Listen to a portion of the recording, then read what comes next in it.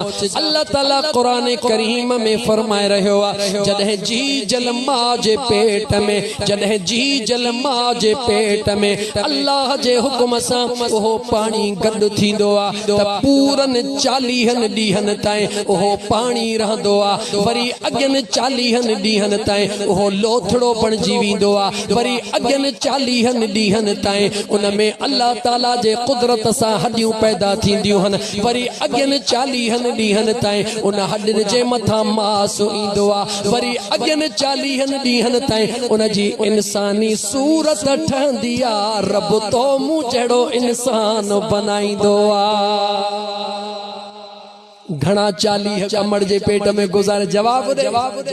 जी जल अमड़ जे पेट में मुझे बेनियाज रब फरमायो उन रत मां लोथड़ो बनाईंदो माया मगर ग़िज़ा उन खे मां जे इन खून जे ज़रिए देई छॾींदो हां उन लोथड़ीअ खे हड्डियूं मां बनाईंदो हां लेकिन पेट इन अमड़ जो इस्तेमाल कंदो हां जेका इन बच्चे जी मां अल्लाह उन हड्डियुनि जे मथां मांस ॾींदो हां मगर खून इन मां जो मां अल्लाह इस्तेमाल कंदो हां उन मां के खून ॾियण वारो भी मां मुझो बेनियाज़ रब तो फरमाए मां पैदा कंदड़ हिय संभालींदड़ मां अल्लाह बचड़ो ॾींदड़ हिय बचड़े खे ॿुधाईंदड़ बचड़ो मां पैदा कंदो हां इन अमड़ जे पेट में खीर मां ॾींदो हां लेकिन हथड़न सां मां ॾींदी आ बचड़ो मां ॾींदो हां मगर उन खे पहिरो लफ्ज़ अल्लाह इहा मां सेखारींदी आ बचड़े खे टंगू मां रब ॾींदो हां हलण इहा मां सेखारींदी आ बचड़े खे दिमाग़ मां ख़ुदा ॾींदो हां मगर ॻाल्हाईंदी इहा मां आ मुंहिंजो बेनियाज़ रब तो फरमाए इन करे मां अल्लाह जे ज़ात पंहिंजे पाक कुरान करीम में हिकड़ी जगह ते न ॿिन जगहुनि ते न टिन जगहुनि ते न चइन जगहुनि ते न पंजन जगहुनि ते पाक कुरान करीम जे अंदर मुझे अल्लाह जे ज़ात पंहिंजे इबादत खां बाद में अगर ॿियो हुक्म ॾिनो वा त अबे ऐं अम्मा जो मुझे रब हुक्म ॾिनो आ चई त कुरान पढ़ा कुरान बुध रब जो कुरान पंहिंजे अमड़ सां कड़ो ॻाल्हाइण वारा पंहिंजे दिल पर पीउ खे कुराड़ो चई सॾण वारा ख़बरदार थी पंहिंजे पीउ खे कुराड़ो ॾिसी करे ज़ाल खे चवण वारा बाबे जी दिल में न कर दिमाग़ ख़राब अथसि अम्मा जो ख्याल न कर चरी थी वई आहे ओ पोड़ी हाणे बस कर ख़बरदार थी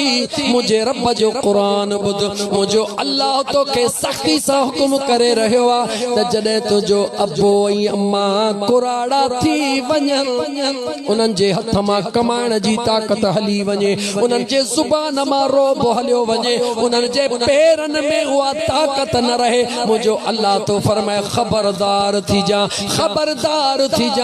इन्हनि सां कड़ो न ॻाल्हाइजां मां रब कॾहिं बि माफ़ को न कंदो माए वक़दा रब्बुक अल्ला तअबुदू इल्ला इय्याहु व बिल वालिदैनि इहसाना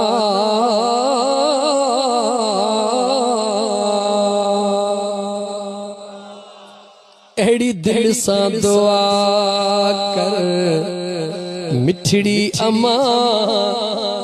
ओ वनी मुल्क मदीने जो घटियों घुमा एड़ी दिल सा दुआ कर याद रखी छड़ जा ये रुगी मौलूद न समझ जा या एक अटल हकीकत अमड़ जे जुबान मां दुआ निकरंदी वींदी आ मुझो रब कबूल कंदो वींदो आ मोटापो ते गाल रहजी न वञे ज़हन में अचे वई उन अमड़ जी गाल पे कयम जेका काॾे वई जो अंदर बाह में गाल पूरी कया रहजी न वञे जी जल बाह में काहे पई अल्लाह ताला जे ज़ात हुक्म कयो मीकाईल जी रब जलील बाह के जो खबरदार खबरदार मता मुझे बानड़ीअ जे वार खे भी विंगो कयो थई। मां बच्चे जे प्यार में हली वैया काॾे वैया अंदर बाग में वञी बचड़े खे खणी करे छातीअ सां लाए जेॾी महिल ॿाहिरि निकिती आ त ॿाहिरि कान थी निहारे दर खां ॿाहिरि निकिरी करे हीअं जो पोइते निहारे त कखु पन सड़ी रहियो आ मगर हिन खे रब हिफ़ाज़त में रखे। या अमड़ कंहिंजे मोहब्बत में अंदर वही ॻाल्हि आहे मुसलमान कंहिंजे मोहब्बत में वही बच्चे जे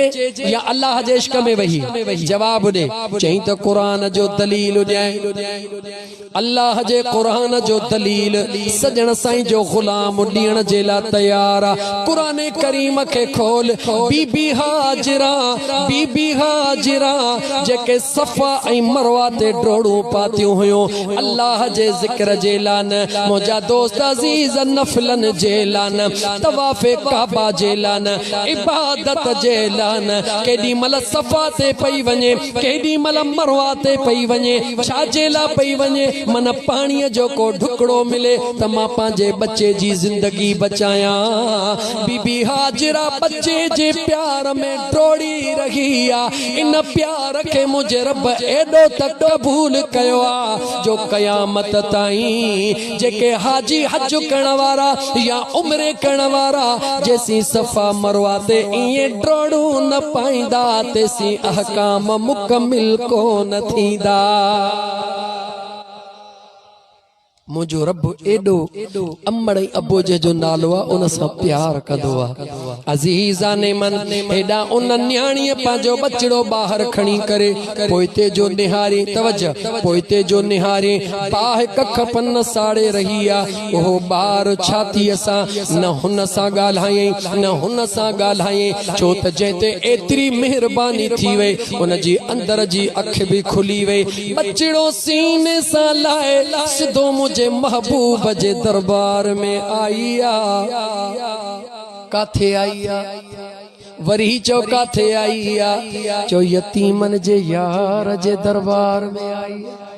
गरीबन जे आका जे दरबार में आईया उन महबूब जे दरबार में आईया जेको महबूब फरमाइंदो आ हे मासूम बचड़ा जन्नत जा गुल इन मासूमन बचड़न सा प्यार कयो इन मासूमन बचड़न सा प्यार करण वारे सा मुझो रब प्यार कंदो आ। उन मुझे महबूब करीम अलैहिस्सलातु वस्सलाम जे दरबार में पंहिंजे सीने सा छातीअ सा लाए उन बचड़े के खणी आई आ। मुझे आका दे निहारे अर्ज़ थी करे या रसूल अल्लाह फिदाक अब्बी व उम्मी मुझो अब्बो भी तो ता कुर्बान मुझी अम्मा भी तो ता कुर्बान ओ मुझा मदीने जा ताजदार नंढड़ो अर्जड़ो करण थी चाहिया। मुझे आका फरमायो पुछ अल्लाह जी बानी अर्ज़ थी करे मुझा आका मां हिन बचड़े सा वधीक थी प्यार कया या मुझो रब पांजे बाने सा वधीक थो प्यार करे। तवज्जह कर ओ व्याज वठण वारा तवज्जह कर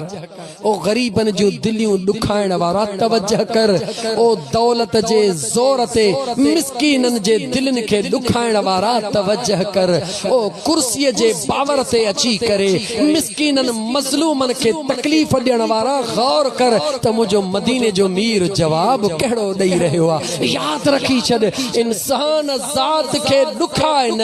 रंजाए न इंसान जी खिदमत कर जो त मदीने जे मीर फरमायो त मुझो रब तो फरमाए अल खल्क अयालुल्लाह ये मखलूक मा रब जो अयाला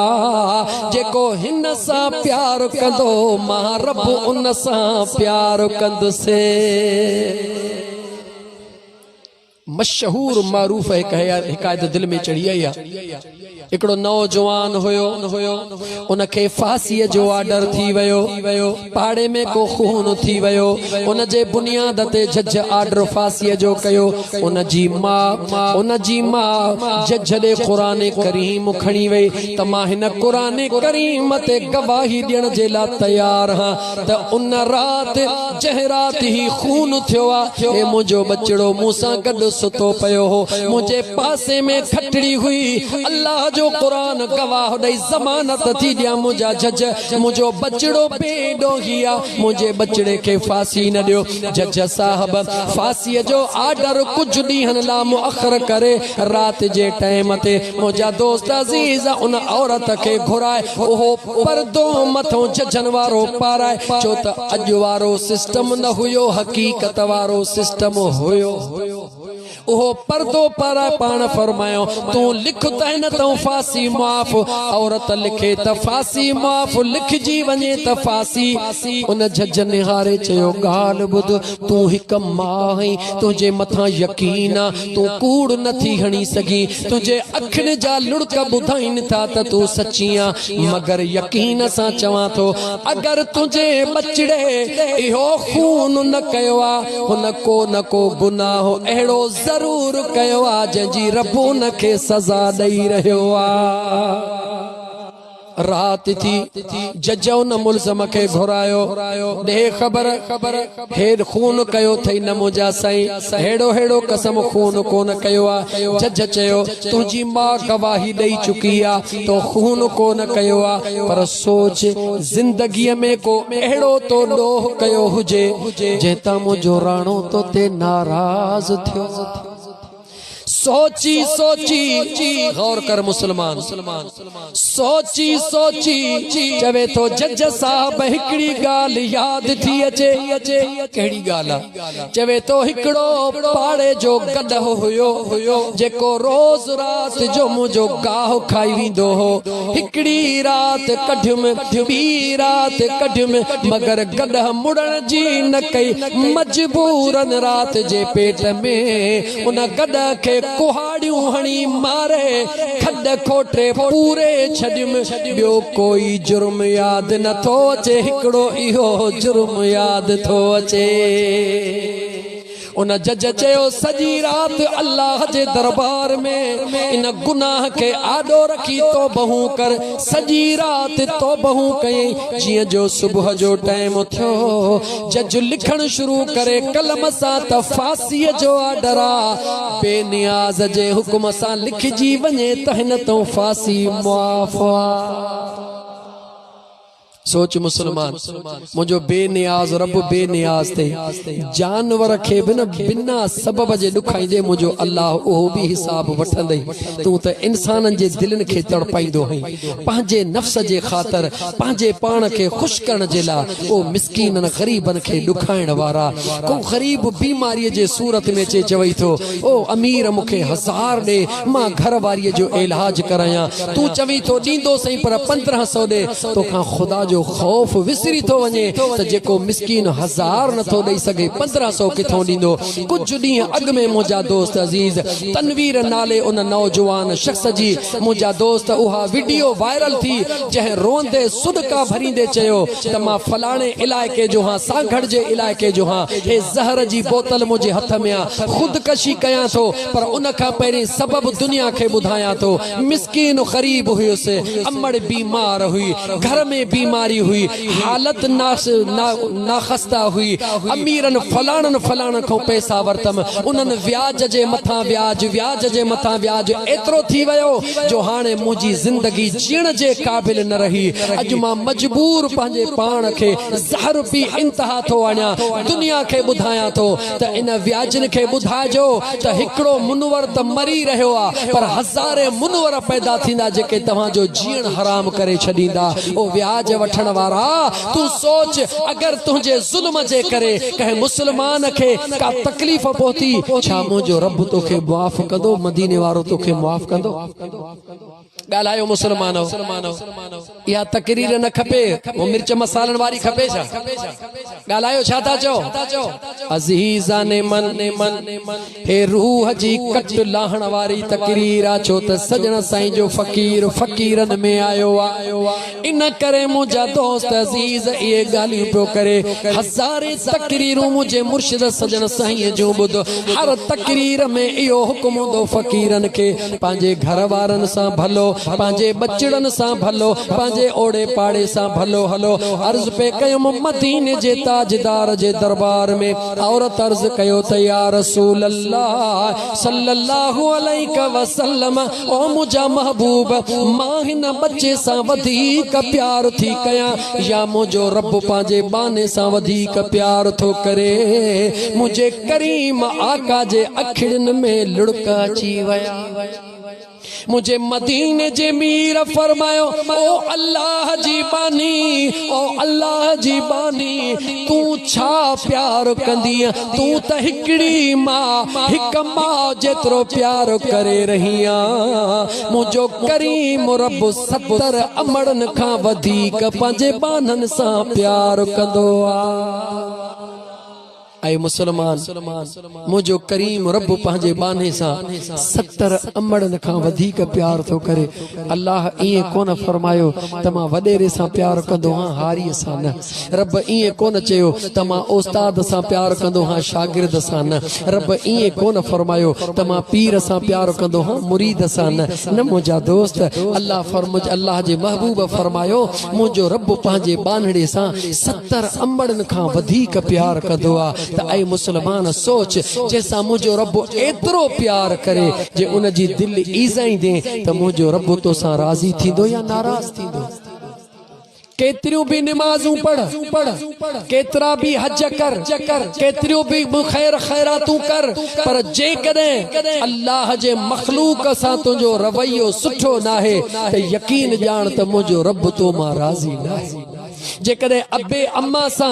तुझो रवैयो मुनासिब नाहे अब्बो अम्मा तो मां राजी नाहे त 100% पक समझ त न खुदा तो सा राजी आ न मदीने जो ताजदार तो सा राजी आ वरना अम्मड़ जे लात मुझे आका जो फरमान निहार मदीने जे साईं फरमायो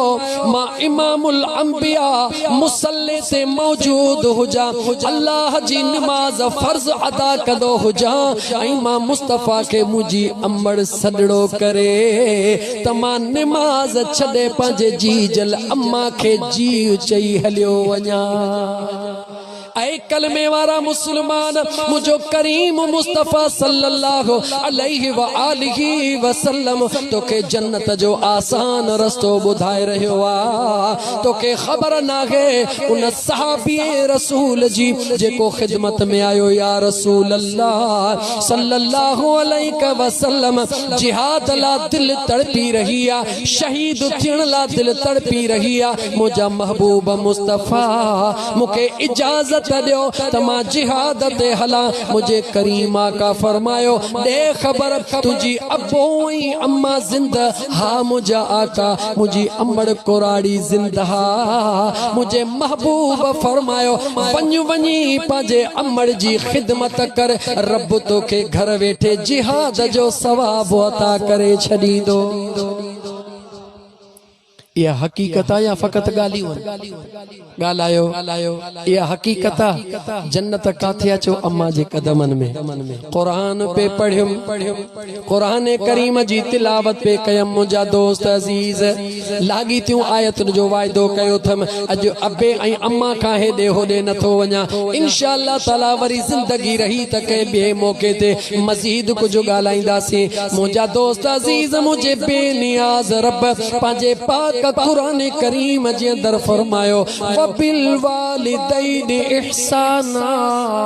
पांजे अब्बे अम्मा सा सिले रहनी इख्तियार कयो अगते मुझे बेनियाज रब जो कुरान 15 पारे जो बियो रुकू पूरो थी वयो बियो रुकू खोले पढ़ मुझो अल्लाह चातो फरमाए मा यबलुगन इंदकल किबर अहदुहुमा औ किलाहुमा फला तकुल लहुमा उफ़्फ़िन वला तन्हरहुमा वक़ुल लहुमा क़ौलन करीमा।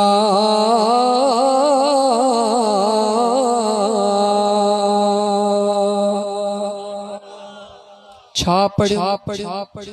ॻाल्हायो छा पढ़ियो 15 पारे मां ॿियो रुकू ख़त्म करे 3 रुकू मां मुझे अल्लाह जो कुरान ॿुध अबे अम्मा जे ला रब कीअं थो समझाए इम्मा यबलुगन्न इंदकल किबर अहदुहुमा औ किलाहुमा। रब तो चवे जॾहिं तुझो अबो ऐं अम्मा कुराड़ा थी वञनि छा थियन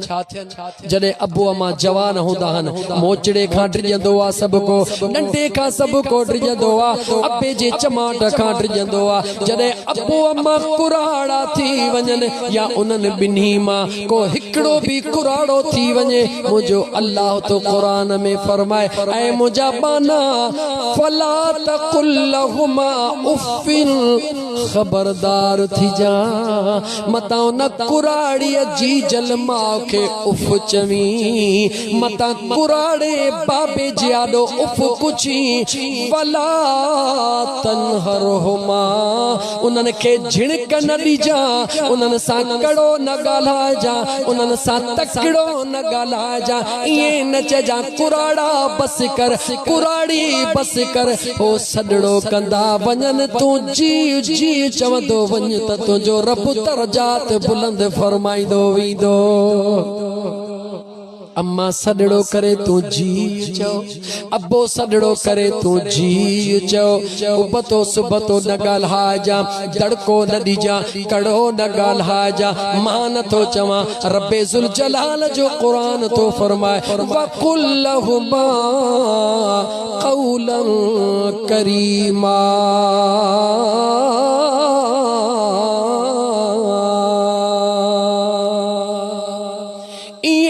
जे अबे जी जलमा सा ॻाल्हाइजा जो तुंहिंजो आवाज़ तुंहिंजे जी जल अमर जे आवाज़ खां मथां हो न थिए तुंहिंजो आवाज़ तुंहिंजे अबे जी आवाज़ खां मथां हो न थिए अॻिते त निहार मुंहिंजे रब खे ख़बर आहे ग़रीब अण पढ़ियो त ईअं कंदो मथां जेको दौलतमंद हुजे डॉक्टर साहब समझे हज़ारे मरीज़ ॿाहिरि वेठा आहिनि मां डॉक्टर थी घर में आयो हाँ इंजीनियर समझे त मां इंजीनियर थी घर में अचा मिनिस्टर समझे मिनिस्टर थी घर में अचा मुझो रब तो फरमाए खबरदार थी जो वख्फिद लहुमा जनाह ज़ुल्ल मिनर रहमा। जॾहिं अबे अम्मा जे आॾो पहुचो हे जेका पंहिंजा पर रहन ये हेठां करे अचजो परन जो रब कुरान में ज़िक्र करे रहियो आहे यानी पखी परवाज़ कंदो पर खोलींदो आ जॾहिं हेठ लहंदो आ त पर पंहिंजा बंद करे छॾींदो आ। मुझो बेनियाज रब तो फरमाए तोखे इंजीनियर बनायो थम तोखे डॉक्टर बनायो थम तोखे मिनिस्टर जी ओहदो ॾिनो थम तोखे वज़ीर आला बनायो थम तोखे चीफ बनायो थम तोखे सेक्रेटरी बनायो थम तोखे वज़ीर आज़म बनायो थम। अल्लाह फरमाए तो दर रखूं ॿाहिरि ये सभई ओहदा तुंहिंजा बहाल हल पर जॾहिं घर जो दड़ो अंदर टपी अबे ऐं अम्मा जे साम्हूं अची वज़ीर हुजी वज़ीर थी न अचजा पर बशीर थी अचजा डॉक्टर हुजी डॉक्टर थी न अचजा पर नंढड़े लाकू वारो नज़ीर थी अचजा वज़ीर आज़म है वज़ीर आज़म थी न पर नंढड़े लाकू इमरानड़ो थी अचजा अबे अम्मा जे साम्हूं उहदा छॾे पोइ अचजा मुंहिंजो अल्लाह तो फरमाए तूं पंहिंजा उहदा दर रखूं पोइते छॾे पोइ पंहिंजे अबे ऐं अम्मा जे आॾो हाज़िर थी मां रब्बो वाइदो थो कयां जीअं दरड़े खां ॿाहिरि निकिरंदे तुंहिंजे उहदनि खे पीणो मां रब करे छॾींदुसि।